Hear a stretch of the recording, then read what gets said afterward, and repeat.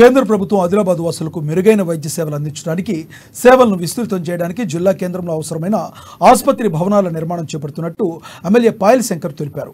ఆదిలాబాద్ జిల్లా కేంద్రంలోని రిమ్స్ ఆసుపత్రిలో కేంద్ర ప్రభుత్వ ఎన్హెచ్ఎం పథకంలో భాగంగా 23.75 కోట్ల వ్యయంతో మంజూరైన క్రిటికల్ కేర్ భవన నిర్మాణానికి రిమ్స్ డైరెక్టర్ జైసింగ్ రాథోడ్తో కలిసి గురువారం భూమి పూజ చేశారు.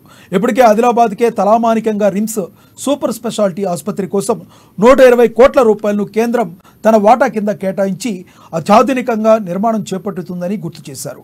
కానీ అందులో వైద్యులను వైద్య నిపుణులను నియమించడంలో అప్పటి బీఆర్ఎస్ ప్రభుత్వం విఫలమైందన్నారు. కొత్తగా ఏర్పడిన ప్రభుత్వం ఆ దిశగా దృష్టి సారించాలని విజ్ఞప్తి చేశారు.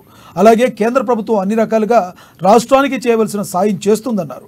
దాన్ని సరైన రీతిలో వినియోగించుకుని ప్రజలకు మంచి సేవలు అందించేలా నిర్ణయాలు తీసుకోవాలని, ఇన్ఫ్రాస్ట్రక్చర్ను డెవలప్ చేయాలని కోరారు.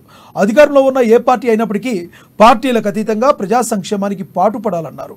పెండింగ్లో ఉన్న పనులను తక్షణమే పూర్తి చేయాలని అధికారులకు, కాంట్రాక్టర్లకు సూచించారు.